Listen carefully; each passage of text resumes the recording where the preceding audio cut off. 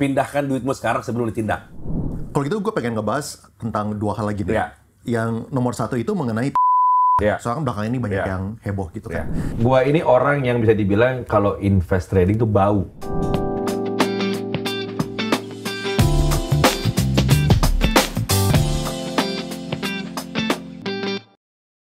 Oke, Wits ini udah janjian podcast sama dia udah lama, malah akhirnya podcastnya di Meet Guy SCBD nih. Wah. Ya, ini kita Berarti podcast lu makin mahal. boleh jadi sering-sering ya kayak gini. Sering juga. Tapi ini hari ini Meet Guy-nya bakal lebih enak lagi nih, soalnya Bitcoin udah 100.000 US dollar ya. Kali dulu yang bayar pokoknya. Jadi hari ini kita bakal ngobrol sama Frank tentang kripto, tentang regulasi pemerintah ke depannya kayak gimana. Ya hopefully nanti mungkin ada some market outlook lah gitu. Nah tapi gue lihat keluarga lu kan juga lumayan dekat sama Pak Prabowo kan. Dan beliau itu belakangan ini udah sering keliling lah. Ya kan? Belakangan ke Amerika, ke Eropa, ke China gitu kan. Tanggapan lu kayak gimana? Oh, oke. Jadi sebenarnya awal mulanya dari program kampanyenya dulu sih. Ya. Like it or not, lu boleh nggak suka Trump. Tapi lu nikmatin cuan dari Trump menang. Bener nggak? Pasti. Jadi, I think regardless of your political background, tapi cuan is a universal language. Ya nggak? Nah, going back from Trump, kayaknya at this point, Prabowo tidak bisa pergi dari aura-aura kripto. Itu udah test case-nya yang kejadian di Amerika. Gitu loh. Sekarang orang itu kan harus latah. Ya nggak? Sekarang ini kripto. Minggu lalu AI. Tapi kan minggu itu kripto AI. Tapi kalau lu lihat dari program kampanyenya Prabowo Gibran, ini kebetulan gue udah bikin rekasannya yang program Nawacita kemarin, itu ada mengenai ketahanan digital. Ketahanan digital sama dia janji menjaga ekonomi digital. Dan ekonomi digital yang paling kena ke sekarang ini warga apa? Kripto. Ini jalan berbarengan dengan Undang-Undang P2SK, yang peraturan yang undang-undang yang baru dibuat, di mana Januari ini pengawasan kripto berpindah dari Bapepti ke OJK. Oke, nah itu buat investor emang apa perubahan yang mereka bakal rasain dari segi regulasi, perubahan regulasi itu? Perubahannya yang pastinya, dulunya itu aset digital itu belum ada di undang-undang. Ya, baru peraturan Bapepti. Sekarang ini udah undang-undang. Jadi kalau lu ngomongin boring stuff lah, hierarkinya peraturan, paling atas itu undang-undang. Baru peraturan Bapepti, peraturan OJK di bawahnya gitu loh. Tapi dengan kripto sebagai aset digital dan yang lain-lain sudah dibahas di Undang-Undang P2SK dan pengawasan adalah pindah ke OJK, di mana secara kewenangan dan secara anggaran OJK itu jauh lebih besar daripada Bapepti. Berarti otomatis presiden baru ini udah punya senjata, udah punya badannya, udah punya senjatanya untuk basically jalanin program-program kampanyenya dia, gitu loh. Yang paling penting itu sebenarnya gini, lu sekarang kalau mau nyerang negara lain atau lu mau nyerang atau lu mau diserang, di mana sih nyerangnya? Apakah dari fisik atau dari anything that you cannot see? Pasti nggak bisa dilihat dulu dong. Pasti nggak bisa dilihat. Pasti. Awal mulanya lihat dari apa? COVID. Iya. Iya kan? COVID itu udah kayak perang ya, bener nggak? Virus. Iya. Berikutnya apa? Ekonominya kan. Nah, kalau ekonomi, kalau lu ngomongin fisik, udah pasti susah dilakukan. Kenapa? Lu memati negara itu, lu harus embargo. Ya kan? Kalau Trump katanya kemarin nge-tweet dia mau bikin 100% tarif on like BRICS country, whatever. Ada kan tweetnya minggu lalu kan? Iya, benar. Nah, tapi yang paling gampang itu untuk kalau lu mau lumpuhin ekonomi negara apa? Ekonomi digitalnya kan. Apakah maksudnya kalau misalnya udah ke OJK berarti untuk ngelumpuhin? Makanya sebentar lu, kita akan ke sana. Oke. Iya. Jadi kalau lagi ngomongin ekonomi digital, thank you. Paling gampang gimana caranya? Lu hilanginnya itu deposit mereka, udah punya duit kan. Nah, sekarang ini kan yang paling gampang dimasukin itu kan simpanan kripto loh. Yuk, bener nggak? Terus gimana cara ngawasinnya kalau kripto itu dipegangnya di exchanger asing yang, ya silakan, yang tidak terdaftar. Coba bayangin, ya, kalau misalkan lu bangun pagi, FTX happens. Then what?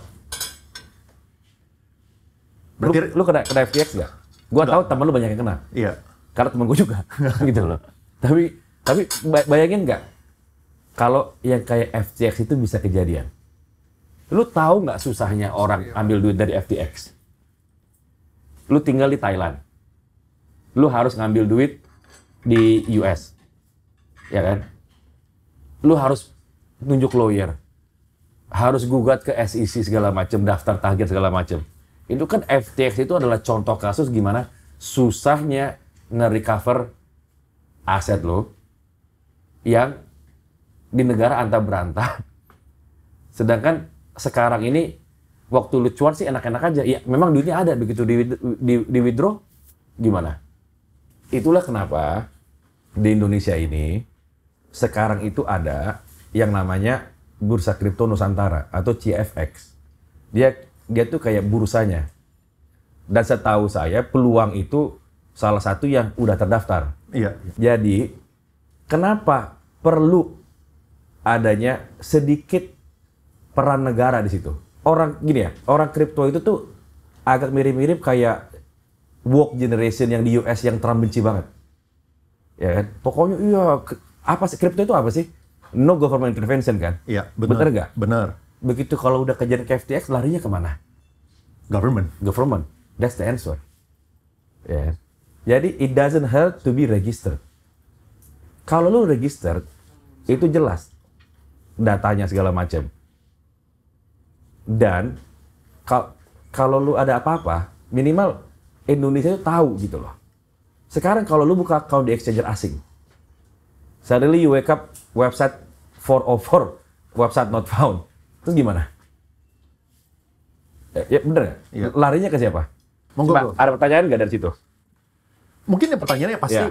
kan ujung-ujungnya apa untuk kita sebagai investor kan? Setuju. Misal tadi setuju. Oke, Ya. kalau misalnya exchange asing, kalau Ya. misalnya ada apa-apa di sana, kita bingung Ya. cara kita nge-retrieve duitnya kayak gimana. Tuh, Pasti gitu. kalau kasus. Kalau misal kasus Ya. gitu. Nah, tapi sekarang kalau misalnya udah ada izin penuh gitu misalnya, Ya. FAK gitu Ya. misalnya.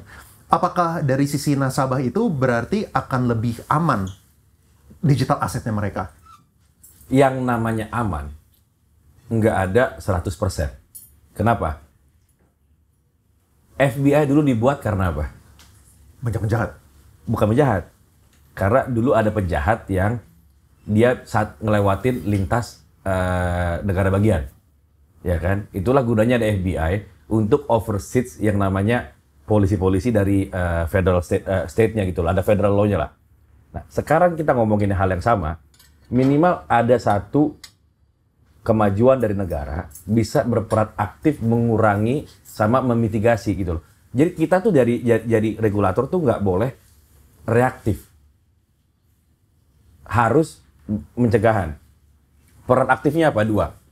Satu dari make sure that exchanger itu dia hands on, dia keep up to the latest standard. Kedua, dia bisa ada mengasih tahu ini loh koin-koin yang scam gitu loh. Sekarang ini kan orang main nggak cuma Bitcoin, Ethereum kan. Benar. I mean, you know more than me. Iya, Gitu iya. loh. Gimana taunya? Tiba-tiba rupanya ujung-ujungnya koinnya Indra Ken Doni Salmanan lagi. Jadi apakah maksudnya itu alasannya kalau misalnya exchange Indo kan biasanya dari segi jumlah koinnya kan lebih terbatas dibandingkan yang asing kan. Jadi Ya. apakah gara-gara itu? Soalnya di curate dulu sama pemerintahan buat mastiin yang potensi buat kena pump and dump-nya itu lebih minim gitu. Lebih ke di saat mereka curiga ada sesuatu, ada satu centralized, not regulator lah, tapi centralized information body yang bisa langsung berperan aktif dan ini loh, yang ini kita suspend ya gitu loh, yang ini bau nih poinnya nih. Daripada sekarang dibuka sedemikian rupa, begitu ada masalah nyalainnya siapa? Pemerintah lagi kan.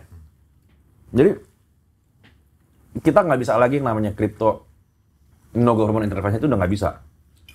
Enak juga. Terus kalau misalnya kita ngomongin dari segi regulasi untuk Ya, kan banyak orang-orang asing, perusahaan-perusahaan asing lah ya. Ya. Itu yang pengen bikin perusahaan untuk mendapatkan akses di Indonesia. ya. Pasarnya gitu. Betul. Ini di semua lini lah ya, mau di apapun gitu. Nah, menurut lu kayak gimana? Kalau misalnya kita ngomongin dari perusahaan-perusahaan asing yang pengen buka di Indo, ini kita udah lihat banyak kasus-kasus juga recently yang blow up gitu kan. Terutama di P2P lah yang berbelakangan ini kan. Ada kayak gitu, gitu misalnya. Ada nggak sih perubahan yang lu lihat gitu dari segi regulasi untuk memprotek nasabah ya? Kalau untuk protek nasabah, sekarang ini paling gampang itu so far dari undang-undang P2SK dulu. Gitu loh. Itu menurut saya utamanya kita awasin dari tradingnya dulu. Ya kan kita ngomong investment kripto ya. Karena faktanya ini sekarang Indonesia ini hanya jadi pusat diperesin sama buat party-party. Kenapa? Karena belum ada kampanye yang masif dari pemerintah dan penegak hukum untuk tahu yang ini legal, yang ini illegal, yang belum terdaftar maksudnya, gitu loh. Dan memang kalian lihat sekarang ini habis mereka jualan di Indonesia, ya kan, tidak mematuhi hukum Indonesia, ya memang sih ujung-ujungnya spend duitnya di Indonesia lagi. Tapi kan itu kan duit bisa dibilang hasil kita nggak tahu kejahatan atau enggak. Jadi maksudnya dimulai Undang-Undang P2SK itu kemarin kemajuan yang lumayan improve, tapi di Indonesia ini undang-undang sama enforcement dua hal yang berbeda. Ya kita lihat nih, tapi so far yang penting gesturnya udah ada. Bahwa sekarang exchanger itu harus terdaftar. Dan contohnya kayak di Argentina kan juga exchanger kan harus terdaftar. Yang presiden baru. And he's quite a very what do you say, famous presiden di Argentina. Dan saya baca artikel 2 hari lalu dia katanya lumayan jalanin program-program kampanye dia gitu loh. So I think for now is a good start. I mean the gesture is there gitu loh. Niatnya ada. Kira-kira gitu. untungnya apa kalau misalnya nggak ikutan emangnya? Oke. Misalnya nih, kan lu berarti punya opsi kan? Ya. Lu punya opsi buat memenuhi semua aturan. Lu dan tidak punya punya opsi opsi. untuk tidak. Iya, oke. Maksudnya secara peraturan lu nggak punya opsi secara peraturan punya kan. opsi. Tapi kan secara orang, secara perusahaan lah ya, dia kan bisa menaati atau tidak gitu kan. Ya. Nah, emang ya, secara perusahaan bukan berarti. Secara perusahaan wajib menaati. betul. Ya. Jadi nggak ada tuh namanya tidak bisa naati. Tapi orang bisa aja nggak naatin gitu loh. Betul. Tapi tidak bilang bisa. Orang bukan bisa gimana bilangnya ya? Ya mereka memilih untuk tidak menaati. Memilih misalnya menaati, kan. ya. Nah, cuman kan kita harus kalau misalnya ngomongin motif kan harus pahamin dulu dari benefitnya dong. Emang benefitnya apa kalau misalnya nggak menaati? Ya. Berapa sih average crypto user sekarang di Indonesia? Maksudnya berapa yang mereka masukin atau berapa? Usernya? Oh, puluhan juta. Puluhan juta. Puluhan juta. Taruh 1/10. Taruh 1,5 juta. Oke? 1,5 juta kali 10 juta rupiah berapa? Ya banyak lah duitnya. Banyak sih. Iya kan? Itu kan lu nggak bisa menggunakan fasilitas negara untuk bisa nge-trace segala macam apa. Jadi begitu lu terdaftar, ya kan? Negara itu even pencegahan gitu loh. You know that all the data are synced. Lu bisa ngecek dan mereka pun without you asking them, without lu nanya sama mereka itu juga udah langsung memonitor pergerakan uang keluar masuk. Tapi yang jadi concern sekarang itu kan kalau tiba-tiba lu taruh di exchanger asing yang unregulated dan tidak terdaftar, terus tiba-tiba entar begitu ada masalah lu ngerengek-ngerengek datang ke negara lu kan namanya nyusahin doang gitu loh. Jadi kita nggak usah mikirin pajak. Kenapa? Kripto itu pajaknya kecil. Iya, benar. Gitu loh. Yang namanya program presiden makan gratis itu nggak akan nutup dari pajak kripto. There are other things to look lah, gitu loh. Jadi ini menurut saya kalau emang presiden pemerintahan yang baru mau niat untuk ngawasi kripto itu bukan karena mereka mau make money out of it. Karena kecil uangnya di sini untuk pajak kripto. Kalau mereka mau cari duit, mereka legalin judi online. Itu duitnya lebih gede. Gitu loh. Tapi sekarang ini, kalau mereka memang benar tujuannya nggak mau bikin a new headache, nggak mau bikin masalah baru di kemudian hari. Karena kan orang-orang yang pakai kripto ini kan orang-orang yang very tech savvy kan, Iya. gitu. Mereka orang-orang yang dikit-dikit nge-tweet. Viral, broadcast. Nggak tahu siapa yang salah juga belum tahu. Jadi, jangan dikit-dikit ngeblame pemerintah gitu loh. Tapi murni kalau memang semangat dari pemerintah itu mau duitin kripto, duitnya kecil. Iya. Itu nggak akan berdampak kepada program pemerintah yang baru. Oke. Nah, terus kalau misalnya kita ngomongin dari segi proteksi users ya, bro ya. Ya. Tadi kan lu ngomongin tentang proteksinya itu dari segi regulasi, gitu kan. Ada nggak sih regulasi untuk influencer-influencer yang melakukan pump and dump? Ya. Soalnya kan ya case-case kemarin ada banyak lah, Ya. gitu kan. Nah, sampai sekarang sih gue masih lihat masih ada gitu yang Ya. actively Ya, ya. pump and dump. Gitu Ya. kan. Nah, itu emang susah diregulate atau ada perubahan tertentu atau kayak gimana yang lu lihat? Sebenarnya, saya udah pernah nyaranin ini juga. Kalau letter like regulasi kayak gitu tuh nggak ada. Yang ada hanya himbauan. Jadi sebenarnya yang harus dilakukan itu sekarang ada bimbingan dari pemerintah pusat untuk membuat educated introduction gitu. Bukan pamendam gitu loh. Kalau pamendam itu kan dilihat dari arah uangnya. Iya. Contoh, kalau pamendam, gimana buktiinnya? Sedikit susah. Bisa ada yang obvious, Iya. tapi ada yang gray area juga. Memang aliran duit ke orangnya itu kan nggak bisa dibuktiin. Iya, dan belum tentu alirannya itu, iya itu dia, Nah. belum tentu, iya soalnya kan dia belinya kan belum tentu transfer ke orang tersebut kan. Yang saya tahu di Amerika juga sekarang, yang Beyonce digugat kan. Beyonce segala digugat karena dituduh ngepam kripto itu kan sampai sekarang belum ada putusannya gitu loh. Iya. Jadi bagian situ memang agak susah. Tapi yang memang harus ada itu peran aktif dari OJK-nya entar untuk ngemanggilin influencer satu-satu gitu loh. Memang pump and dump itu menurut saya itu bukan sesuatu yang agak susah untuk dibuat preventif dari si orang artisnya, influencer, tapi lebih ke lu sebagai investor punya awareness. Iya, dari sisi investornya. Investornya. Karena lu mau ngomongin pump and dump kripto, saham pun tiap hari artis banyak yang endorse. Elon Musk juga nge-endorse bro. Elon Musk juga- Gimana cara ngehajar dia? Gimana ngehajar dia gitu loh kan. Susah. Dan Elon Musk probably now like orang paling kuat di Amerika. Iya. Bener Punya nggak? duit, punya politik juga, punya bisnis juga. Punya bisnis juga gitu loh. Iya. Jadi lebih ke peran aktifnya regulator gitu. Iya. Terus kalau misalnya kita ngomongin exchange gitu ya, kan tadi kan kita ngomongin ada tiga kubu lah ya. Iya. Tiga kubu yang gue lihat. Nomor satu itu adalah yang exchange asing. Nomor dua itu adalah exchange Indo yang udah ada PFAK. Iya. Dan nomor tiga itu adalah exchange Indo yang tidak ada PFAK Iya. gitu kan. Nah kalau misalnya kita specifically ngomong yang, kan tadi kan lu udah sharing yang exchange asing sama yang lokal ya. Perbedaannya adalah kalau misalnya asing, kalau misalnya duit kita ada kenapa-kenapa, kita bisa komplain ke siapa gitu kan. Kita bisa kejar Iya. kemana gitu. Tapi kalau misalnya sekarang kita ngomongin yang Indo, Iya. tadi kita udah sedikit touch. Gampang jawabannya. Pindahkan duitmu sekarang sebelum ditindak. Emang bakal ditindak? Yang belum tahu kan? Pindahin ke peluang sekarang. Emang apa ininya? Konsekuensinya apa kalau Ya misalnya? kalau ditutup, Emang ada potensi ditutup? ada. Secara undang-undang emang ada. Ada. Buat apa dia bikin pendaftaran kalau nggak terdaftar bisa jalan? Bener nggak? Itu jawabannya. Karena setahu saya, yang gede-gede itu 80% udah terdaftar di CFX. Apakah menurut lu bakal, oke, kan kalau misalnya kita ngomongin pakai logika tadi, berarti kan secara logika, semua exchange mendingan daftar dong. Iya. Kan tadi kan again dikasih aturan, ada regulasi, ya kan. Kalau misalnya resikonya itu adalah kalau misalnya tidak menaati, lu itu artinya ada potensi ditutup atau ditindak. Iya. Berarti kan secara logika pasti lu maunya daftar, Betul. seharusnya gitu kan. Berarti apakah kalau kayak gitu semua exchange seharusnya bakal daftar? Ya cuma kasih waktu Semua aja. exchange sudah diberikan kesempatan mendaftar. Tapi yang lu lihat belum semua exchange daftar. Yang gede-gede sudah. Oke. Yang kecil-kecil, kalau bahasa Inggrisnya nih, play at your own risk.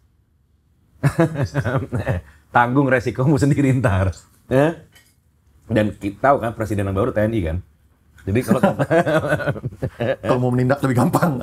bukan kalau tentara itu kan ya lu nggak mau ya lu deal with it gitu loh. Karena gini deh, kita masuk jauh-jauh. Lu jualan obat, jualan kosmetik. Kalau nggak ada BPOM-nya ditindak kan? Harusnya. Ya udah itu jawabannya. Mungkin poin yang lu share itu adalah ini ya. Minimal ada third party yang Iya. netral, yang mantau. Dan Duitnya gitu. ada another third party yang tugasnya mengaudit. Iya. So it's like dua layer gitu loh. Itulah makanya ada penanggulangannya gitu loh.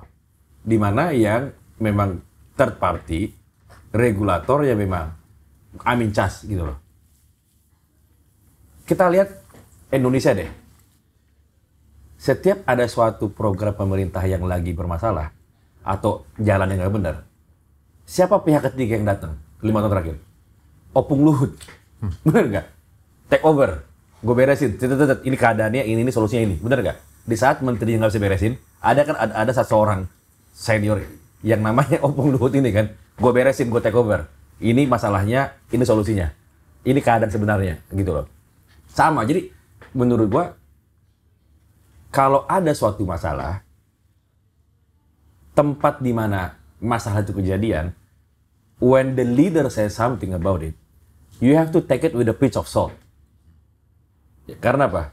Karena apapun statement yang keluar dari mulut dia itu, atau apa yang dia tweet, atau apa yang dia post, dia pasti choose it carefully biar nggak balik ke dia.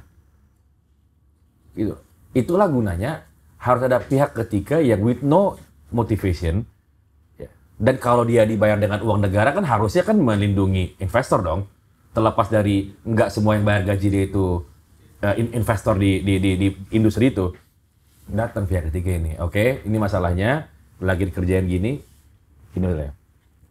Kalau gitu gue pengen ngebahas tentang dua hal lagi deh. Ya. Yang nomor satu itu mengenai P2P lending lah. Ya. Soalnya kan belakangan ini banyak Ya. yang heboh gitu kan. Ya. Kayak contohnya lah, Ya, itu udah lumayan lama Ya. case-nya kan. Jadi gini, Nah, apa yang pemerintah bisa lakukan atau apa yang nasabah bisa lakukan supaya itu aman? kita kalau lagi ngomongin P2P lending harus misahin mana yang memang murni business mistake. Mana yang bisa diindikasin ada scam. Ya nggak? Kalau bisnis, itu harus dilihat foundernya ada nggak. Selama foundernya masih ada di situ, involved di day to day, don't worry, I'm here, I help you. Pokoknya kita di sini ada, cari kita ada. Lu mau maki gue, mau teriakin gue ada pokoknya. You have to assume first it's a business mistake. Gitu loh. Mungkin bukan business mistake, mungkin juga ini murni business decision gitu loh. Karena apa? Kalau orang ambil kredit di P2P, selama 10 kali dia lancar, tiba-tiba yang ke-11 dia hilang. Itu kan nggak bisa dibilang scamnya si pemiliknya P2P-nya dong. Tapi kalau tiba-tiba ada P2P yang hampir 100% portfolionya macet, foundernya kabur entah berantah ke negara mana, tapi dia punya Garmin ini nyala lagi jogging di Qatar, coba, ini gimana? I mean, obviously it's hard not to point finger sama foundernya dong. Tapi gitu-gitu nggak bisa diapa-apain kan? Oh. Orangnya udah kabur gitu, gimana cara nangkep baliknya? Kan udah tersangka juga. Itu makanya ada dua cara. Satu, gaya Indonesia, ya kan? Hukum paling kuat di Indonesia ini hukum viral, ya kan? Lu jangan Viral, capek, sekarang gitu. sudah viral bro. Sekarang udah viral. Sekarang udah viral. Tapi harus terus. Viral udah, tapi belum terus. Iya, Harus orang Indonesia paling bisa tang. memaafkan dan lupa. Bro. Memaafkan dan lupa. Ya orang itu forget. Kedua, yang saya sangat bingung sampai sekarang, kenapa belum ada laporan polisi? Emang belum ada? Cek aja. Dan saya sampai bingung sekarang, kenapa belum ada laporan polisi di PA. Di mana dalam hal-hal yang sudah public domain, kerugian itu besar dan korbannya banyak, itu polisi bisa membuat laporan sendiri tanpa ada korban langsung. Dari situ. Karena ujung-ujungnya kan yang bisa nyita, yang bisa red notice segala macam itu kan polisi. Iya. Tapi kalau misalnya duitnya itu udah di luar Indonesia udah lama gitu. Nggak tahu dari mana. Apa? Orangnya di luar Indonesia. Betul. Orang duitnya Nah, belum tahu. terus iya. Iya. Iya, cuman secara logika lah ya. Iya. Maksudnya kalau misalnya lu udah tahu intinya itu lu salah gunakan, misalnya ini Iya, gue iya. berasumsi lah ya, ini kan cuma berandai-andai. Misalnya duitnya itu disalahgunakan, lu udah tahu lah lagi banyak masalah, lagi viral, lu udah tahu gitu. Ya lu pasti harus secure duit jujur lu. nih, gue jujur sama lo. Minggu depan ini gue mau nganter undangan ke presiden. Salah satu yang gue mau bahas, gue jujur aja ngomong nih. Karena baru gue tadi abis kirim suratnya ke Teddy sama ke si Rizky. Mohon waktu mau kirim undangan kawinan gitu loh. Jadi ini salah satu yang gue bahas tuh gini loh. Kalau emang kita serius, ya kan, mau nindak hal-hal yang memang sudah di luar nalar, harus ada instruksi dari presiden ke bawah. Gitu loh. Dan memang yang sempat nggak masuk di akal itu adalah hal-hal seperti gitu kan. Sekarang kita perlu kejelasan gitu loh. Ada nggak involvement dari si founder? Yang bisa buktiin siapa? Polisi. Gitu loh. Karena kan ujung-ujungnya yang punya resource sama punya power untuk bisa manggil orang, bukan rekening bank, itu kan polisi gitu loh. Ya, kalau memang nggak terbukti, ya oke nggak dibukti gitu loh. Tapi kan diperiksa dulu gitu loh. Iya. Banyak kan orang dipanggil tapi nggak tersangka. Kan yang penting diperiksa dulu. Ya pastilah ya. Apapun yang buat kita ngebantuin iklim investasi harus didukung lah. Ya gitu. harus didukung. Pasti. Iya. Terus kalau misalnya dari segi, ini pertanyaan terakhir gue mungkin dari segi judul. Menurut lo kayak gimana? Kayak apa yang pemerintah bisa lakukan? Dan kan sekarang kan belakangan ini lumayan heboh di Komdigi kan. Baik yang tangkep-tangkepin gitu kan. Apakah kita kelihatan ujung akhir kejadian ini gitu? Menurut gua, judi ini nggak bisa disamain sama kripto. Kenapa? Setuju, itu sih pasti setuju. Bener-bener nggak? Pasti beda. Karena kripto itu sesuatu yang you cannot go away from. Gitu. Karena lu pertama nolak, abis itu you deal with it. Ya kan? Kripto itu lu produk investment baru, payment whatever lah, payment mechanism yang di Indonesia ini kan belum diakui sebagai payment. Tapi kan kalau judi dari zaman bahula, dari zaman cicit nama lu juga udah ada judi gitu loh kan. Tapi kan judi itu kan orang sama agama punya beda-beda point of view. Pertanyaannya, kripto sama judi itu, kalau kripto itu kan financial mechanism. Judi itu yang harus ditanyain niat dari pemerintahnya, niat enggak untuk memang tindak, gitu loh. Kalau untuk legalin judi, there is always an answer for it. Lu bisa cari alasannya. Tapi kalau emang niat lu mau nindak, ya yang terjadi sekarang harus dilakuin terus. Karena judi itu akan tetap ada, gitu loh. Yang sekarang jadi, tahu nggak sekarang di pabrik-pabrik itu sekarang larangannya udah bukan dilarang merokok, dilarang main judi online. Iya. Udah separah itu. Emang parah. Karena apa? Habis dia main judi online, dia pinjam duitnya ke pinjol ilegal. Yes. Lingkaran setannya itu tuh aja sebenarnya. Jadi sekarang nih teman-teman gue punya pabrik ini, tulisannya udah bukan dilarang merokok, dilarang main judi online. Yang punya bengkel pun dia bilang ada aja barang gue yang hilang nih katanya nih. Apa stok pelek, stok bau, stok apa pasti aja ada hilang gitu loh. Yang awalnya mungkin bukan penjahat jadi terpaksa jadi penjahat, atau mungkin bukan terpaksa lah, jadi buntut gitu kan, udah buntu, jadinya dia itu aja. Nyolong. So back to your original question, tapi kayak kalau lu ngomongin judi, apakah ini bisa diregulate? Bisa. Cuma harus hitung apakah ada kayak makan obat sama makan antibiotik. Will the benefit outweigh the risk? Kalau lu ngomongin kripto, itu bukan masalah benefit outweigh the risk. Karena it's a kemajuan teknologi. Iya, betul. Gitu loh. Lu nggak melakukan itu, you're done. Tinggalan. Iya kan? Tapi kayak tapi kalau kayak judi, itu kan mungkin kalau menurut gua kalau legalize judi itu lebih samain dengan legalize marijuana. Dibuka dulu, tes market, kalau enggak lu tutup lagi gitu loh. Kayak Bangkok gue dengar mau ditutup lagi. Jadi harus lebih ke, ini kan barang-barang yang apakah the benefit outweigh the risk gitu loh. Jadi banyak angle lah. Tapi nggak bisa disamain kripto sama judi online. Iya. Walaupun judi online itu memang, kalau memang negara ada tarik upeti, negara ada tarik jatah preman nih, memang bisa mendukung programnya presiden. Ya, tapi menurut gua, I think the ones who are formulating the regulation, they must think whether the benefit will outweigh the risk gitu loh. Ya, itu kan kalau misalnya mau masalah isunya itu adalah legalin atau tidak legalin. Tidak legalin, kan? Ya. Sekarang gini, kalau kita ngomongin kripto ya, undang-undang kita kan ngelarang kripto sebagai payment. Oke, benar. Itu udah jelas. Iya. Bahwa payment yang diakui adalah fiat money. Yes. Ya kan?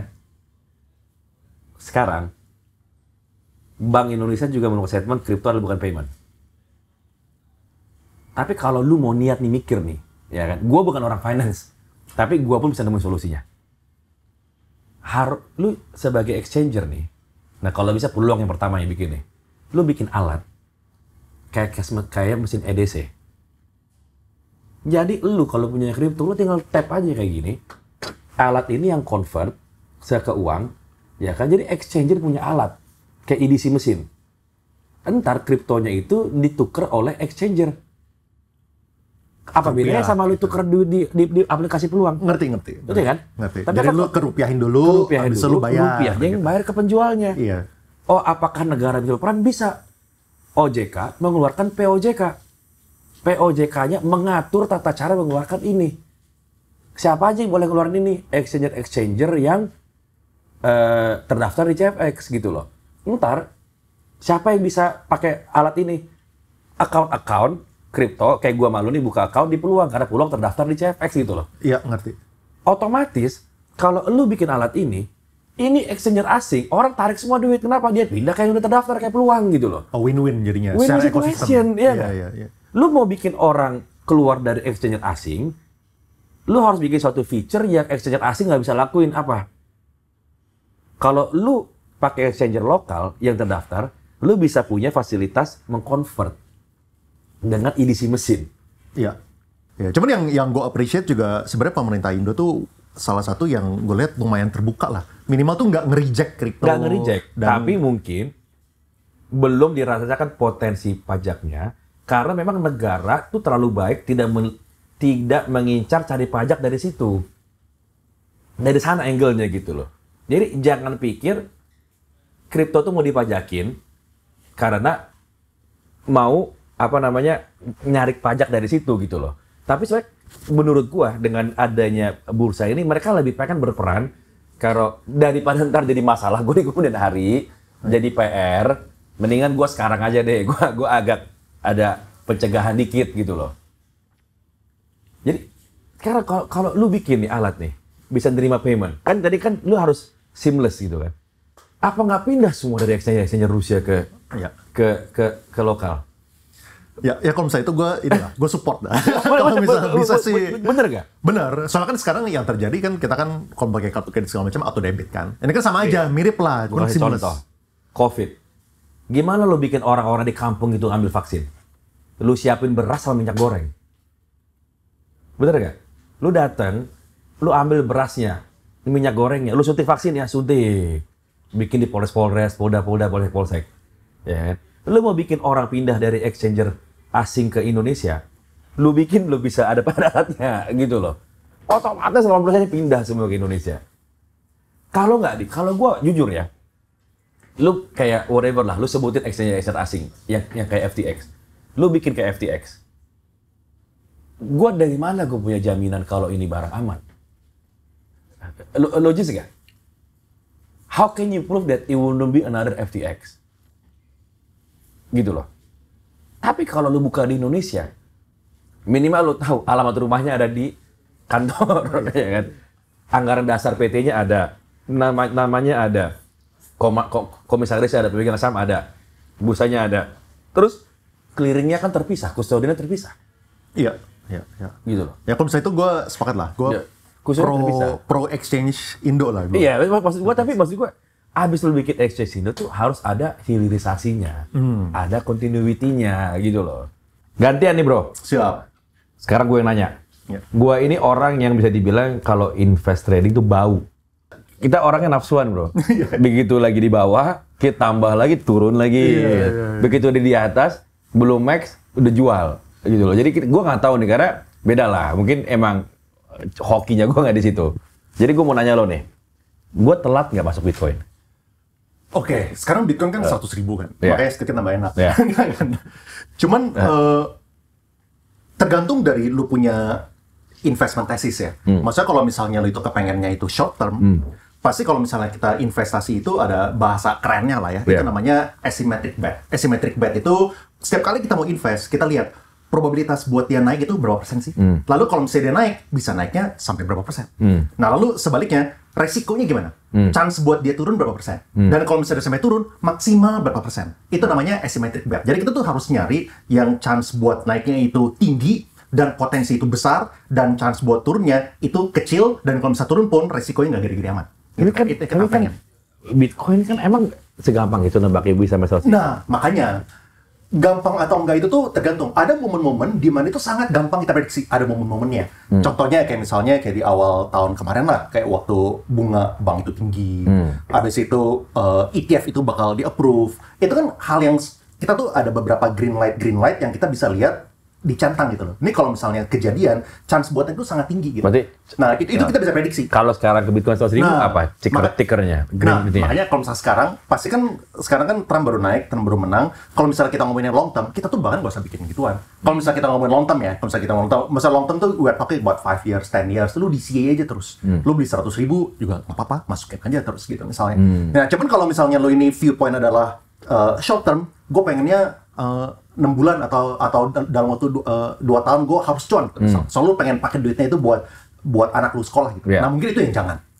Gitu. Tapi kalau misalnya lu view itu long term, gue udah nggak usah dipikirin, masukin aja. Contoh gini, sesimpel, kalau misalnya kita salah beli gitu ya, kita bodoh banget, kita belinya itu di peak, di setinggi ya siklus yang lalu. Siklus lalu kan setinggi-tinggi itu 60-an ribu gitu kan. Sekarang udah jadi 100.000 anyway. Jadi emang bakal turun dulu. Tapi emang orang nyangka bakal 100.000. Emang orang tahu Trump, gue sih tahu Trump bakal menang, tapi emang kalau Trump menang, kripto bakal.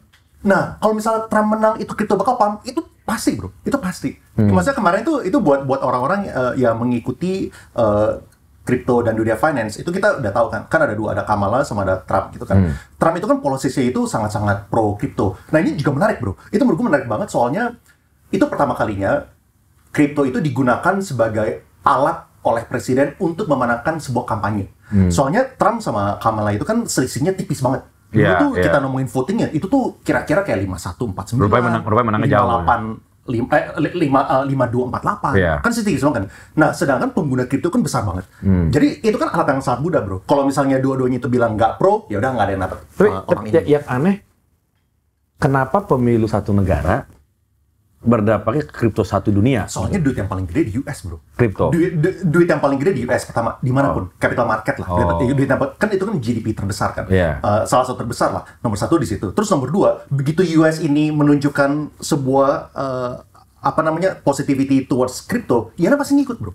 Kita ini berarti kan kalau misalnya kita ngomongin sekarang Eropa atau negara-negara demokrasi mainan gitulah, yang orang lagi race gitu, ada politisi A lawan politisi B yang mau jadi presiden. Ini kan bisa jadi momentum juga buat mereka. Jadi kita bikin negaranya jadi pro kripto juga. Itu kan alat buat mereka menangin voter yang besar bro. Soalnya sekarang pengguna kripto tuh udah besar sekali, mereka harus ada kecenderungan untuk pro kripto.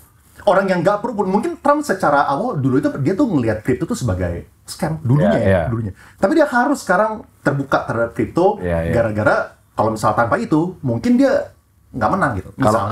Kalau altcoin tuh apa sih altcoin?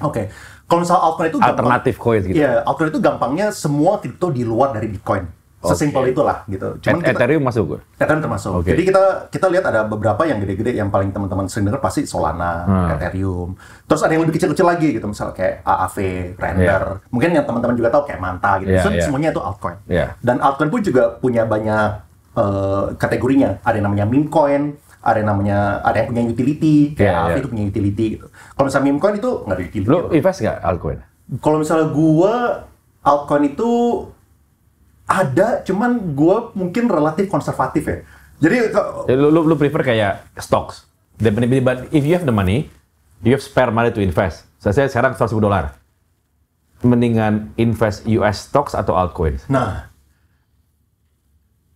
kalau misalnya gue tuh, lu nanya gue hari ini, dan lu nanya gue minggu depan, dan lu nanya gue 2 minggu lalu, itu jawabannya semua berbeda. Berubah-berubah. Kenapa berubah-berubah? Soalnya tadi kan, gue tuh selalu invest. Gue mencari asymmetric bet tadi, yang mana yang the chance of winning is in my favor. Di mana yang kalau misalnya gue invest, chance gue menang itu sangat tinggi dan potensi cuannya gede, dan potensial downside risk-nya itu kecil. Itu bahasa kerennya namanya itu alpha. Nah, alpha scamming itu opportunity beda-beda. Jadi kan tadi kan kita tuh ada instrumen-instrumen di mana kita tuh susah nebak. Dan ada instrumen-instrumen di mana kita tuh gampang banget nebak. Ya, jadi kalau misalnya kita investasi itu ada beberapa cara lah ya supaya kita bisa prediksi lumayan secara akurat bahwa itu pasti cuan gitu. Contohnya lagi misalnya kayak saham US lah, kan gue 2 tahun lalu salah satu video pertama gue tuh ngomongin Saham US gitu. iya. Sekarang masih invest. Masih. Kayak kenapa saat itu gue pede banget bahwa saham US itu high chance buat cuan. Soal saat itu tuh saham US tuh 4.000. Itu 4.000 tuh di harga turun lah. Sedangkan saham Indo saat itu lagi all time high. Jadi buat gue lumayan simple. Yang di sini tuh lagi diskon, yang di Indo itu lagi mahal 2 tahun lalu ya. Ya mendingan masukin saham US lah. Gitu. Misalnya itu satu contoh. Habis itu tadi gue ngomongin Tapi kalau perbandingan itu kan kalau saham. Saham kan lagi murah lo masuk. Sama, kripto juga sama, bro. Kripto juga sama. Nih gue satu-satu ya. Tapi kan kayak Bitcoin kan nggak pernah on the way ke 100.000, kenapa waktu 65.000 at the time kan high? Iya. Tapi kenapa lo gitu lo masih nggak jual gitu loh? Iya. Di saham itu ada yang namanya, di manapun lah instrumen investasi. Kalau misalnya kita ngomongin chart dan pattern, ada yang namanya lower low sama higher high gitu. Higher high itu artinya ada saham-saham yang atau instrumen-instrumen investasi yang akan selalu break mereka punya previous all time high. Cycle. Selalu break mereka punya previous all time high. Contoh kalau misalnya kita ngomongin BCA gitu kan. BCA itu tertinggi itu sekarang 11.000. 11.000 gitu ya. Yang tertingginya lah, kan sekarang di angka 10.000. Tapi gue bisa ngomong with very high conviction bahwa BCA pasti bakal hit 15.000. Pasti. Gitu. One day gitu. Soalnya itu bagus. Sama kayak emas gitu. Emas pasti bakal break mereka punya all time high lagi. Jadi lu kalau sekarang nih, lu mau mitigate risiko. Ya. Lu split. What's your investment strategy? Oke, ini kalau misalnya kita mau mitigasi, ini ada beberapa jawaban lah ya. Kalau misalnya kita sekarang ngomongin buat mitigasi risiko dulu. Kalau misalnya buat teman-teman yang udah beli Bitcoin-nya itu udah dari awal tahun inilah ya, itu enak banget bro. Enak banget, itu pasti cuan punya. Pasti cuan. Ada yang kan kalau misalnya kayak contoh di peluang gini kan, kayak fitur yang gue paling sering pakai itu namanya advance orders. Advance orders itu ada yang namanya limit order, stop order, ya kan ada yang namanya SL, TP. Intinya itu adalah kita tuh bisa pasang. Misalnya gini, misalnya sekarang harga Bitcoin tuh 100.000, gue pasang jaring bawah. Jaring bawah gue itu di 85.000 gitu misalnya. Jadi gue udah nggak mungkin lose more than 15%. Gue udah taruh jaring bawah. Kalau udah di bawah lu beli lagi atau lu beli jual? Bukan. Jadi jaring bawah itu artinya kalau misalnya sekarang Bitcoin itu tiba-tiba nyungsep buat apapun alasannya ya, misalnya ke 70.000 gitu misalnya. Gue udah ada jaringnya untuk nampung di 85.000. Udah pasti gue cash out di 85.000. Oh, lo langsung jual? Itu langsung jual. Itu udah ada pakai advance orders, kita bisa lakukan itu. Nah, tapi kan sekarang bisa ada pertanyaan nih, misal sekarang harga 100.000 gitu kan. Nah, makan dulu. Nanti ya gue nyusul. Nah, jaringnya ini nih bisa kita pilih jaringnya itu agak dekat sama harga sekarang. Misalnya 100.000, kita pasang jaringnya itu di 95.000, atau kita bisa pasang di 85.000 gitu. Nah, ini ada plus minus nih. Kalau misalnya kita pasang jaringnya itu terlalu dekat sama harga sekarang, misalnya 100.000, kita pengen ngamanin di 95.000 supaya resiko turunnya cuma 5% gitu. Nah, itu emang benar, kita resiko turun 5%, cuman ada potensial kayak kemarin itu kan sempat nyentuh ke 103.000, dan sempat nyentuh ke 92.000, balik lagi gitu. Nah, kalau misalnya kita pasang terlalu dekat, kita bakal kehilangan itu. Soalnya dia begitu ke 92.000 dia balik lagi. Lo udah jual di bawah, udah kejual ke 92.000. Tapi balik ke 100.000 lagi. Balik lagi 100.000, sayang. Mendingan langsung dijual gitu kan. Nah, makanya tergantung, lu pilih yang mana. Lu mau ngamanin 5%, atau lu mau ngamanin 15%. Cuman kalau misalnya ngamanin 15%, plusnya apa? Plusnya adalah kalau misalnya dia ke 92.000, habis itu atau dia ke 89.000, besok dia lanjut lagi ke 150.000, lu berarti nggak kejual. Lu berarti bisa dapetin potential upside-nya. Balik lagi ke atas. Jadi kan sama lah kayak higher risk, higher return. Dan sini kan lu ambil higher risk di potential maximum drawdown 15% gitu. Cuman kalau misalnya lu sampai rally sampai 150.000, 200.000, ya lu dapat untungnya. Gitu. Nah itu cara untuk mitigasi resiko gitu, menurut gue sih itu dulu wajib harus. Waktu lu belajar di Berkeley atau belajar sendiri tuh? Jadi ahli kayak gitu? Kebanyakan sih belajar sendiri bro. Belajar sendiri. Maksudnya jangan sekolah ke Berkeley. So ujung-ujungnya semua kungfu yang kita belajarin itu pasti berubah bro. Kayak dulu di tahun 2012 waktu kita belajar di US, mana ada kripto bro. Kripto belum lahir saat itu. By the way, ini kita teman kuliah dulu. Teman kuliah ya. Kita tetangga juga dulu apartemennya. Iya benar. Cuma saat itu kan belum ada kripto. Habis itu misalnya benar. Kalau misalnya kita invest di saham Indo, saham Indo juga cara mainnya ternyata totally different dari apa yang kita belajar di US. Gitu. Kayak di Indonesia kan nggak pakai fundamental investing gitu, lu pakai fundamental investing, lu jadi orang tersabar di dunia gitu. Lu harus ada kungfu lain supaya punya saham tuh bisa cuan multi-bagger. Lihat nih pemiliknya dekat pemerintah nggak gitu. Salah satunya. Ada aspek-aspek itunya gitu kan. Ada aspek-aspek itunya. Tapi di Amerika juga gitu. Begitu Trump menang, Tesla naik kemarin ya? Iya, cuman bisa dibilang di US itu kita nggak usah munafik loh. Di negara manapun, kalau emang kebetulan dekat sama yang lagi menjabat, ya memang you can enjoy benefits. Pasti. Cuma kalau bisa di US bisa dibilang mungkin menurut gue tuh lebih ke perfect economy lah. Maksudnya tuh lebih mendekati ke fundamental value-nya. Kalau misalnya di Indo tuh pasti ada aspek itu, tapi lebih jauh gitu. Tapi di Amerika juga nggak kayak, sorry ya, gue potong ya. Lucu kan kemarin Biden sebelum masa akhirnya dia pardon anaknya sendiri. Oh iya. Iya kan, berarti kan. Pastilah. Berarti kan ada aneh-anehnya juga gitu. Pasti. Tapi mau gimana pun memang gue harus akuin di hukum pun, di lawyer pun emang Amerika itu maju di finance system, legal system, walaupun memang yang namanya borok-borok ya ada pasti gitu loh. Pasti. Nah sekarang nih, kalau lu sekarang mau mitigate risiko, itu kemarin strategi lo. Kalau untuk orang kayak gua, what's your advice? Yang mau serius investing sekarang. Menurut gua bro ya. Orang mendapat kekayaan itu tuh cuma ada 2 cara. Pertama, tiga cara. Pertama, lu tuh kerja atau enggak lu bisnis lah. Itu lu dapetin cuannya dari situ. Nomor 2, lu tuh invest sama trading, ya kan? Jadi lu full fokus invest sama trading, nomor 2. Nomor 3, ada lu lakukan dua-duanya. Lu kerja juga, lu invest sama trading juga gitu kan. Nah, orang-orang dibalik lagi ke masing-masing orang nih. Lu invest berapa lama per minggu untuk pelajarin portfolio? Contoh. Kalau how do you split berapa persen invest, berapa persen lu tradingin? Nah, jadi kayak gini nih. Gue jawab dulu yang tadi kan, kayak advice-nya buat orang tuh baiknya kayak gimana. Itu tergantung ke lu tuh spend time berapa lama per minggu untuk pelajarin instrumen tersebut. Misalnya lu full fokus di pekerjaan, lu kan sibuk banget, lu balas WA gue juga lama, bro. Jadi gue tau lu sibuk gitu. Nah, artinya kan lu kan luangin waktu sangat sedikit untuk investasi. Soal lu mendapatkan kekayaan dari pekerjaan atau dari bisnis lu, atau dari usaha gitu. Nah, kalau misalnya lu ada tipe-tipe orang kayak gitu, lu berarti nggak usah pakai analisa. Lu invest aja, lu beli, dia turun, dia naik, lu namanya DCA. Lu beli terus.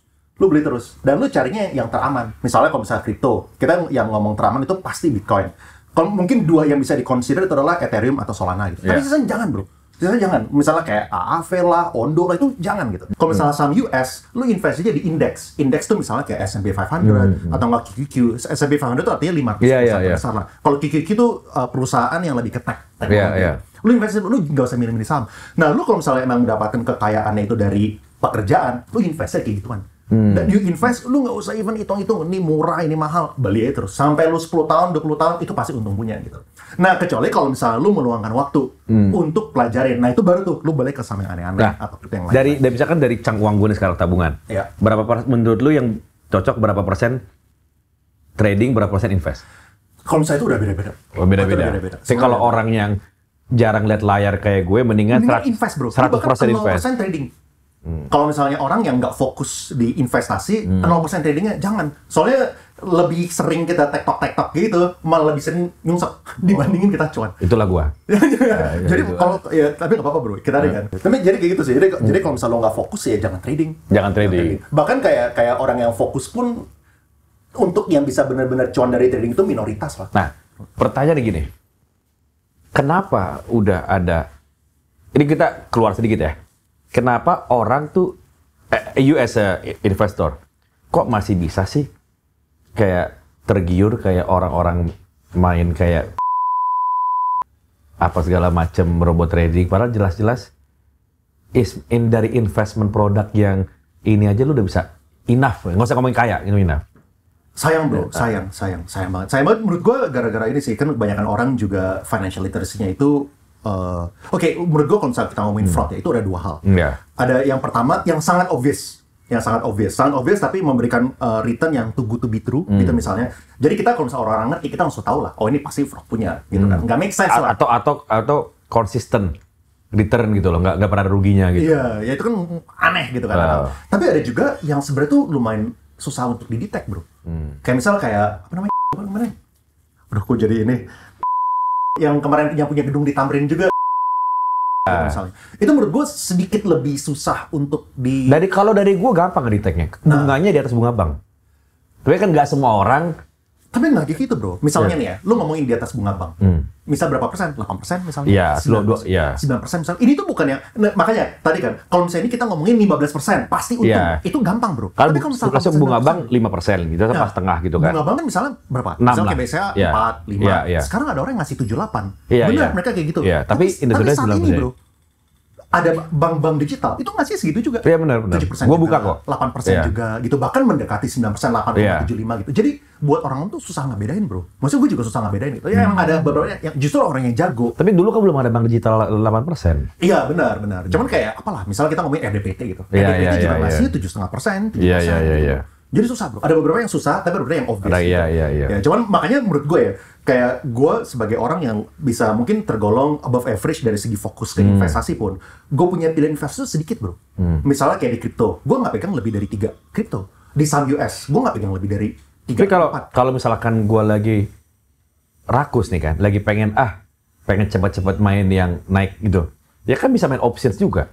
Benar. Ya. Daripada lu kayak robot trading yang wah, fixed return 15% sebulan gitu kan. Benar. Ya kan? Ya ini kan lu tahu ada resiko ruginya, tapi ada potensi bisa cuan yang gede juga. Itu kan bisa main options juga. Benar. Gitu. Benar. Ya tentu ya kayak sebenarnya cuan untuk dapetin duit gede itu banyak lah. Ya kan, kayak lu mau di options itu bisa, lu mau nyari kripto yang bisa naik multi-bagger, kalau misalnya lu entry-nya itu bagus, lu bisa. Lu mau saham US atau saham Indo yang potensial multi-bagger, semua itu bisa, bro. Cuman yang paling penting tadi, menurut gua, orang tuh kalau misalnya beli sesuatu, jangan kayak supermarket. Portonya jangan ada 20, 30, 40. Lu nggak bisa ngikutin. Tapi kalau lu nyuruh gua kayak invest yang di apa? Yang pasti naik gitu kan. Tapi walaupun itu nggak sebanyak ini, kapan kayanya mus kayak lu? Makanya yang tadi, kan punya 2 pilihan. Gue pengen kayak Andrew kan. Atau kayak Timothy Ronald gitu kan. Iya. Nah kalau misalnya kayak gitu, ya makanya tadi kan semua orang punya cara untuk jadi kaya masing-masing. Ya kan, ada lu kerja, lu invest atau trading, atau lu kerja dan invest atau trading gitu. Kalau gua mau invest, your best opinion is untuk yang cari. Kalau misalnya lu ya, Yeah. kalau misalnya seorang Frank ya, kalau misalnya seorang Frank ya buat kripto, beli Bitcoin. Kalau misalnya buat kayak misalnya kayak di peluang gitu misalnya, kan gue juga masukin ke saham US kan, ETF. ETF kayak QQQ, SPY, menurut gue kayak gitu. Kalau dan nggak usah pikirin ininya up and down-nya, udah lu pokoknya masuk. Lagi turun beli lagi. Justru keanehan investasi itu. Kalau misalnya gue jualan iPhone, misalnya iPhone harga 20 juta gitu, gue nawarin Frank, ini gue jual baru gitu kan 15 juta, itu orang pada ngantri beli, bro. Ya kan, harga 20 juta, kita tahun 15 juta, gue yakin antrian itu sampai 1 kilo gitu. Tapi kalau misalnya saham atau Bitcoin gitu misalnya, kalau misalnya harga 20 juta, gue taruh 15 juta, orang malah kabur, orang malah jual. Oh. Menarik kan gitu? Lu dikasih diskon, lu malah kabur gitu. Kalau gue ada orang jual iPhone gue 15 juta, gue nggak beli, bro. Ini pasti barang. Ini barang pasti udah belum ada daftar bea cukainya atau barangnya nggak bisa kena. Kita kan ngomongin emailnya. Kita ngomongin sekretaris paribus. Kalau misalnya udah clear segala macam, dikasih diskon, pasti lu ambil. Iya. Ya sama lah, tapi di Bitcoin sama di saham tuh orang kalau misalnya harga turun, mereka bukannya beli malah kabur gitu. Nah makanya paling enak kalau misalnya emang nggak fokus, beli aja terus. Oh, kalau gue agak beda di situ. Gue rakus, begitu turun, tunggu turun bawah lagi. Oh iya. Gitu, kelamaan nunggu akhirnya naik. Begitu udah di sini, beli, durung itu. Pasti. Saham gue kayak gitu. Pasti. Nah, sekarang menurut lo, bisa nggak orang kaya dari trading? Karena gue tahu orang nggak bisa kaya dari kerja. You cannot be rich from your salary. Itu udah common, I mean, you agree to that? Kecuali kalau misalnya jadi Tim Cook lah, boleh lah. Lu kalau jadi Tim Cook, jadi Steve Ballmer, lu tapi kan lu war in the billion, ya kan? Ya, atau lu jadi udah pensiun jadi komisaris di BUMN sana gitu kan? Iya. Nah. Kalau misalnya untuk jadi kaya dari trading, ini spesifik trading ya kita ngomongnya, bisa. Tapi menurut gue nggak semua orang. Kecil lah, cara nggak semua orang. Cara kecil. Ya nggak semua orang lah. Tapi menurut gue itu sama aja, bro. Sama aja di dunia kerja pun. Contohnya kayak jadi lawyer deh, gitu. Berapa orang yang duitnya udah sebanyak Hotman Paris gitu misalnya? Sedikit banget, bro. Jadi karena nggak semua orang mau bangun jam 3 pagi, gitu loh. Itu beda di situ. Persis sama kayak saham atau investasi di kripto, bro. Nggak semua orang mau ngeluarin waktu 100 jam untuk pelajarin Bitcoin. Gue gue investasi di kripto kan juga lumayan baru lah bisa dibilang. Gue baru akhir tahun lalu kan gue masukin. Baru tahun lalu. Baru akhir tahun lalu gue masukin. Padahal dulu waktu zaman kita di uni itu kan sepupu gue yang roommate gue itu, dia dulu nyuruh gue beli Bitcoin waktu pas udah lulus uni. Coba dulu gue beli. Waduh. Iya, pasti lah. Ya, cuman ya itulah kayak pertama jangan mikir semua orang pasti skeptis dulu gitu. Yeah. Ya, tapi skeptis itu wajar. Semua orang skeptis lah. Kayak Jamie Dimon skeptis, Donald Trump dulu skeptis, BlackRock, Larry Fink dulu skeptis. Semua dulu skeptis gitu. Cuman yang penting kita terbuka untuk pelajaran. Menurut gue, nggak semua orang butuh beli Bitcoin, tapi semua orang butuh terbuka dengan Bitcoin. Nah, jadi kalau misalnya kita ngomongin trading, kalau misalnya kitanya ini emang fokus dan kita emang mau pelajaran, kita mau luangin waktu, itu monggo. Cuma menurut gue yang paling gampang investasi lah, beli, diamin aja, ya udah. Tinggal lu milih aja gameplaynya. Lu mau yang short term atau lu mau yang long term. Sekarang ini masih bull run season nggak? Menurut lo? Menurut gue bull run itu kan udah dimulai dari awal tahun ini sebenarnya, bahkan tahun lalu lah sebenarnya. Kalau misalnya bakal berlanjut di tahun 2025, iya atau enggak? Oke, ini kalau misalnya kripto ini nih ada dua kubu. Ada satu kubu itu tuh yang ngeliatin pattern. Kita kan ada yang namanya itu siklus halving lah. Jadi Bitcoin itu ada halving setiap 4 tahun. Jadi kita tuh selalu 4 tahun bakal bearish, abis itu naik, abis itu bakal turun, naik, bakal turun. Seharusnya kalau misalnya kita ngikutin pattern, itu akhir tahun depan itu bakal mulai bearish. Kalau misalnya kita ngeliatin patternnya. Nah, cuman sekarang kan ada sesuatu hal lagi yang bakal berbeda. Yang bakal berbeda itu adalah belum pernah di dunia kripto kita tuh melewati ETF approval. Belum pernah. Belum pernah di dunia kripto pemerintahan itu tuh ditentukan gara-gara narasinya kripto gitu, yang pro gitu kan. Dan juga si Donald Trump pun mau menjadikan Bitcoin sebagai national reserve currency. Cuman itu kan narasi-narasi yang belum pernah kejadian gitu. Jadi ada satu kubu lagi yang bilang this time will be different gitu. Nah, jadi ini nggak kita tahu. Ini kalau lihat dari Trump sendiri itu kan nggak, jadi pemerintah Indonesia sekarang pun nggak bisa kabur dari kripto. Nggak bisa bro, nggak bisa. Bahkan bukan kabur bro. Sekarang ketua SEC dulu tuh Gary Gensler. Gary Gensler itu adalah orang yang menentang kripto lah. Itu udah mau ditendang sama Trump. Ya, kaos Ripple dulu juga. Iya, dan dia udah bilang lah bahwa dia tuh bakal cabut sebelum Trump itu di-elect gitu. Jadi kan good news juga buat kripto. Itu makanya kemarin naik jadi 103.000 juga kan. Jadi gue rasa semua orang harus pelajarin lah menurut gua. Yang lu nggak usah beli, lu setelah pelajarin lu nggak cocok sama potensial resikonya, itu pun juga it's okay gitu. Jujur si Andrew juga bilang sama gua gitu, lu nggak usah banyak mikir, beli aja katanya. Iya, gitu. Makanya betul. Ya lu udah dikelilingin lah sama banyak orang lah. Ya, pasti suruh lu, Andrew juga kayak gitu. Ya itu kita kasih, kalau misalnya kita mikir itu long term, nggak usah dipikirin lah. Nggak usah dipikirin ya. Kalau misalnya mikir long term Oke. Jadi Bitcoin beli. For most people, menurut gue sih DCA aja, lu nggak usah pikirin naik turun. Iya. Siap. Jadi, thank you banget nih bro, infonya. Semoga abis ini gue balas lu lebih cepat lagi. Sibuk banget ya. Mau dipanggil di mana? Tapi dipanggilnya sama orang yang keren-keren. Enggak lah. Kita, yang penting kita bantu-bantu aja pemerintah, ya nggak? Siap. Tapi menurut gue, orang-orang kayak lu ini harus lebih banyak bersuara bro. Karena saya nggak tahu kan, tiba-tiba ntar lu jadi kayak advisor to presiden urusan kripto kan, bikin departemen kayak Doge, kayak Elon gitu kan. Doge. Doge. Keren kan? Ya. Itu kan populis kan. Orang jadi suka gitu loh. Tingkat kesenangannya warga kepada pemerintah itu kan baik gara-gara nggak mungkin lah itu Elon dibikin jadi Doge, departemen Doge kalau gara-gara ini. Tapi kalau ada apa-apa, kalau lu vokal-vokal terus, pokoknya gua dukung bro. Oke. Ada apa-apa gue bantuin, tenang aja. Siap. Waduh. Thank you banget bro atas waktunya. Thank you. Ntar kita kontakkan lagi bro ya. But anyway, lu yang bayarin ya. Iya siap. Karena Bitcoin lu lebih tinggi. Bitcoin udah 100.000. Udah kecil jadi. Udah kecil. Kalau misalnya 100.000, mungkin lu yang bayarin. Thank you bro ya. Kita kontak lagi. Thank you. Bye. Hi, gue Dimas Ramadan and I'm the owner of Meet Guys Steakhouse. So it's been an honor for us to host Peluang with Leon Hartano and Frank Hutapea in Meet Guys Steakhouse. Sama dengan visi misi Peluang dan juga Meet Guy, yang dimana kalau kalian berinvestasi pasti akan membuahkan hasil yang maksimal. Dan juga begitu juga dengan Dry Age, apabila kita menunggu dengan sabar akan menghasilkan juga rasa yang luar biasa. That's why begitu pentingnya kalian berinvestasi dari sekarang untuk masa depan kalian. Jangan lupa nanti kalau udah berinvestasi, kalian udah mendapatkan hasilnya, kalian sisihkan sebagian untuk pribadi, untuk bisnis, untuk leisure, untuk makan di Meet Guy, ya kan? Jadi pas banget tuh, udah kalian panen, kalian bisa merasakan daging kualitas dunia. Grand Champion of the World only in Meet Guy Steakhouse in Southeast Asia.